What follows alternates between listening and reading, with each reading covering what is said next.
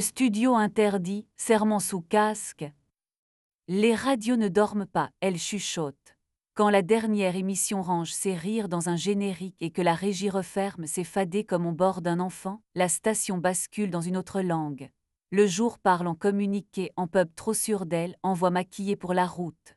La nuit parle en bip de compresseur, en lampes rouges qui tiennent lieu de lune, en onaillère écrit comme un serment derrière une vitre.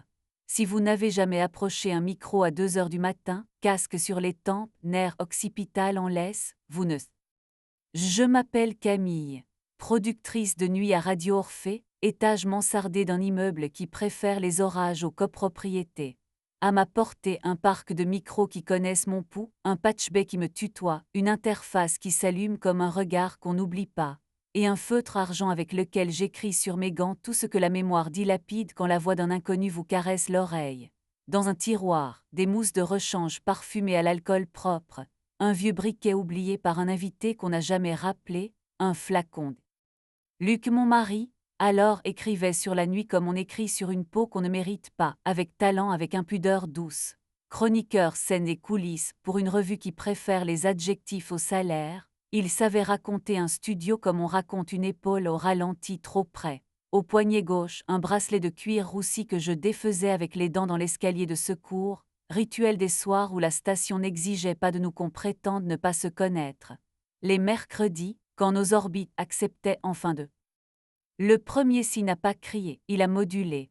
A01H02, le log de la badgeuse indiqua Studio C d'Oreld 5S no staff car. A01H05, la caméra du couloir sonore fit une bouffée blanche puis retrouva sa décence comme un œil trop près d'un miroir. A01H08, le frigo de la kitchenette perdit 2 splis de champagne réserve événement, et la poubelle exhiba un bouchon de soda encore vierge, l'excuse qui mousse sans question. A01H10 sur les 2 nuits plus tard, la même minute a posé sa paume fraîche sur ma nuque. Held 4S, sur la moquette du sas un sequin s'était fiché, petite étoile d'un ciel qui ne sait pas lire. Ici nos sweats sont noirs, nos casquettes sans logo, et la seule chose qui doit scintiller, c'est la LED qui promet la parole. Je ne suis pas flic, je suis sacristine de voix, mais je crois aux traces. J'ai fait ce que font les femmes qui savent qu'une preuve propre vaut mieux qu'une colère parfaite. J'ai posé 3 baisers invisibles là où la faute pose la main. Une virgule de poudre fine sous la barre du sas du C. Une caresse de talc aux doses de la télécommande des volets acoustiques, parce que la nuit se croit souvent maîtresse des rideaux. Un trait de graphite derrière l'interrupteur des lampes rouges, exactement là où un pouce pressé cherche l'autorité. J'ai tendu aussi ras du seuil entre la régie et le studio, un fil de monofilament pris au kit de. Elle portait un nom qui cherche la rime avant la rumeur, Mina Vague, chanteuse, chroniqueuse, propriétaire d'une chaîne où l'on prononce afte comme aveu, poignée de main qui exige l'accès, basket qui écrivent créatif sur le lino, sourire qui a signé plus de NDA que de chansons. La nuit rend les voix sincères, souffla-t-elle à sa cadreuse, à la story, à sa propre fin. Ses yeux prirent la mesure entre le sas, la petite cabine de prix et la banquette où les invités oublient tout. Luc étala sa main sur mon carnet de planning comme on pose un couvercle trop poli. On devrait l'avoir, dit-il. Je n'avais pas besoin de traduction, mais j'ai traduit la conversation. Ouverte, posa-t-il entre nous comme un casque trop lourd. Pas de chaos, pas de cruauté. Personne de ton équipe, personne qui me paie. On se prévient avant, pas après. Protection comme des adultes, nous d'abord, notre lit comme frontière. Et Orphée, et il embrassa le studio du regard, un reste sacré. Je fis ma liturgie de blagues sur mon rôle de gardienne des fadets. Sa bouche éteignit l'alarme avec une douceur presque administrative. Nous avons signé sur peau. Le matin me rendit mon fil, roulé en boucle morte contre le seuil. Sous la lumière rasante de la régie, les poudres avaient pris des décisions à hauteur de pomme. Dans la gorge d'un trépied coincé contre une vie, dormait un embout d'écouteur transparent, trahison minuscule qui aime le silence. Luc discipline ses cheveux avec des pinces mates. Les éclats clairs appartiennent aux bouches qui veulent s'entendre pendant qu'elles mentent. 3 semaines, nous avons vécu comme des citoyens d'une frontière où le douanier sourit. Il disait avant, je rangeais ma lampe UV. Mina glissait, postait, se filtrait, disparaissait. Les studios respiraient comme une poitrine délacée.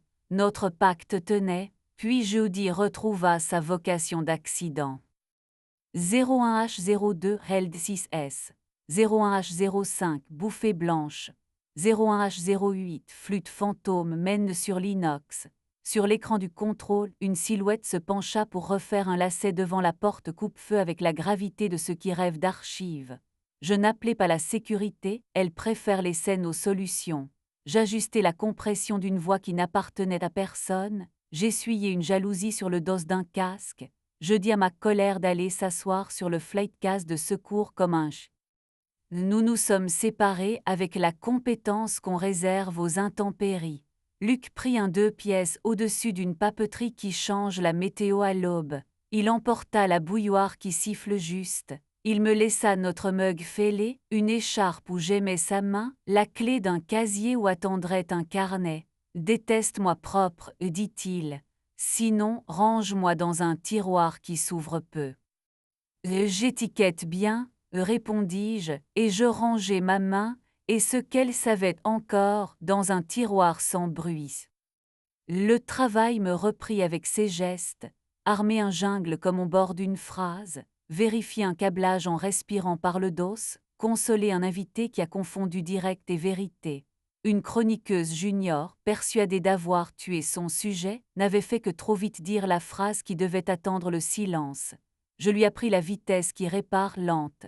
Un veilleur passa la tête dans la régie pour me rendre une bague tombée entre 2 sièges, je la consignai comme un talisman. Le bâtiment pardonna ce qu'il put. Il arriva à 02H37 avec une caisse Pelican et l'odeur d'étain propre. Théo, ingénieur du son freelance, l'homme qui parle au préampli comme d'autres aux chevaux. Il sentait la gomme, la poussière domptée et la fatigue loyale de ceux qui mesurent avant de promettre. Sur son majeur gauche, une cicatrice pâle dessinait une virgule, souvenir d'une plaque chauffante impatiente. Il posa l'oreille, oui, l'oreille, contre la tranche d'un vieux compresseur, tapota du dos de l'ongle jusqu'à ce que la plainte change de note, puis souffla, reste. Tout ce qui vaut qu'on le garde, dis-je en lui tenant la lampe. Quand je lui passai la clé à laine, nos doigts se cognèrent, l'électricité prit la route prévue. Notre premier baiser eut lieu dans la petite cabine de voix, sous la lampe rouge qui rend les peaux honnêtes. Nous avions coupé un rang de néon pour inspection de masse, assez vrai, laissant les LED des interfaces jouer aux lucioles disciplinées. Théo posa sa paume sur mon sternum avec la précision de ce qui liste un souffle à travers une veste. Je glissai la bouche au bord de sa mâchoire, juste avant l'oreille, ce territoire où le souffle choisit sa langue, et les micros gardèrent leur silence pendant que nous oublions le nôtre. Avec Théo, la précision porte la chaleur comme une veste coupée juste. Il aime mon pouce posé sur la veine à l'intérieur de son poignet, mesure sans jargon. Il aime ma lenteur dans un monde qui trafique l'instant. Parfois, il vient s'asseoir à califourchon sur mes cuisses dans la régie, store baissé écran en veille, et trace de l'ongle sur mon avant-bras, la route qui mène d'un souffle apaisé à une voix qui cesse d'avoir peur. Mon corps devient un plan de fréquence qui n'oublie pas d'être vivant. Nous écrivons des règles Corfée Pub. Si vous attendez une vengeance en robe de vertu, je vous ferai rater votre météo. J'aurais pu imprimer les logs, encercler les minutes, brandir la mène comme un étendard, déposer tout cela sur le bureau d'une direction qui confond discipline et théâtre. J'aurais pu apprendre à Mina la différence entre autorisé et bienvenu. J'aurais pu exiger de Luc qu'il apprenne la mémoire des sas comme je la signe chaque nuit. Mais une radio est un sanctuaire pour d'autres vies que la mienne. L'auditrice de 3 heures qui appelle pour dire qu'elle tient encore debout. Luc et moi avons appris une grammaire qui ne mord pas. Il a gardé sa chronique sur l'ouverture parce qu'il écrit bien et que je ne suis pas petite. Parfois, il m'envoie la photo d'un basilic obstiné sur son rebord, je réponds par la capture d'un spectre audio parfait. Fier de toi, a-t-il écrit la nuit où j'ai calmé d'une main et d'un sourire, un artiste prêt à confondre direct et impunité devant un micro qui ne lui appartenait pas. Les lettres sont entrées sans mordre. Mina flotte encore, caméra en laisse, tirant des aveux des studios comme si elle en payait le loyer. Nous nous sommes croisés près de la machine à glaçons. Elle m'a offert ce salut de 2 doigts qui marche mieux en story qu'en vrai. La nuit rend les voix sincères, a-t-elle tenté. La nuit tient les comptes, ai-je dit, ce qu'on fait au mur, ce qu'ils nous font en retour. Et elle a souri d'un sourire qui confond élégance et permission, et la porte s'est refermée avec ce petit bruit propre qui me tient debout. Les nuits ont repris leur honnêteté. Un poète a retrouvé la phrase qui s'était cachée derrière son palais, je lui ai prêté un verre d'eau et le silence. Une stagiaire a rendu à une prise de voix la respiration qu'elle avait perdue, je lui ai prêté mes mains, pas mes larmes. Un vu-maître a hésité, puis s'est souvenu de sa promesse. Le bâtiment a pardonné ce qu'il a pu. Il m'arrive de m'assoupir sur le canapé de la régie à une heure que mon téléphone appelle incongrue. Si le tibia de Théo repose lourd sur ma cuisse, virgule exactement à la place où la phrase la voulait, je pose la main le long de sa gorge et j'attends le petit soulèvement qui signifie oui. La différence entre une fin et un aboutit à une température, une odeur de mousse neuve et de câble tiède. Ma paume la lit mieux que ma bouche ne saurait la vendre. Des mois après que la poudre a regagné son tiroir, la Fondation a organisé Nuit des ondes, gala où l'on baptise la générosité dans des verres trop fins. J'ai porté du noir l'uniforme qui pardonne aux projecteurs quand ils mentent. La chef des mécènes m'a demandé, sans dire T, s'il était doux. Nous savons désormais offrir les prénoms comme des fruits, pas comme des pierres. Il est exact, ai-je dit. C'est le mot de ma religion, tendresse avec Manuel. Luc est passé, bracelet que mes dents reconnaîtront toujours. Sois bonne, a-t-il dit, pas bénédiction, consigne. Nous avons touché nos verres d'eau, l'eau garde les mains honnêtes et chacun a regagné sa station. Les radios ne font pas la morale. Elles font des conducteurs, des répètes, des 1000 petits gestes conçus pour que des inconnus ne brisent pas leur nuit contre des promesses trop fines. À la nouvelle productrice qui glissera sa tête dans la régie, yeux trop grands, et me demandera quoi faire de la partie du travail qui refuse la fiche de poste, je dirai ce que je me dis quand un en-ailleurs m'offre une scène pour mon orgueil, consigne, respire, décide, garde le sanctuaire sacré, ne demande pas au mur de porter ta rancune, garde si tu dois, la avant le jour, je prends ma dernière ronde comme un hymne appris avec les pieds. Je passe la main sur la rambarde du petit escalier, vieille amie. Tout vert, je murmure aux interfaces manières différentes de parler depuis l'endroit derrière mes côtes. Les petites LED livrent leur petite vérité. J'éteins ce qui doit dormir. Je tourne une clé, toute une profession pliée dans un clic, et j'ouvre la porte sur le toit. Parfois, Théo est déjà là, crayon derrière l'oreille, odeur de métal sage et de sommeil rendu. Il pose sa paume sur mon sternum comme un artisan qui fait confiance à son oreille. Je pose la bouche sous son oreille, là où le souffle fabrique la seule langue qui n'a besoin de personne.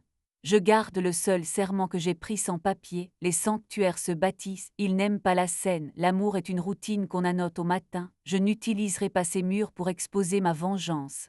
Si mon log tousse encore à 01H02,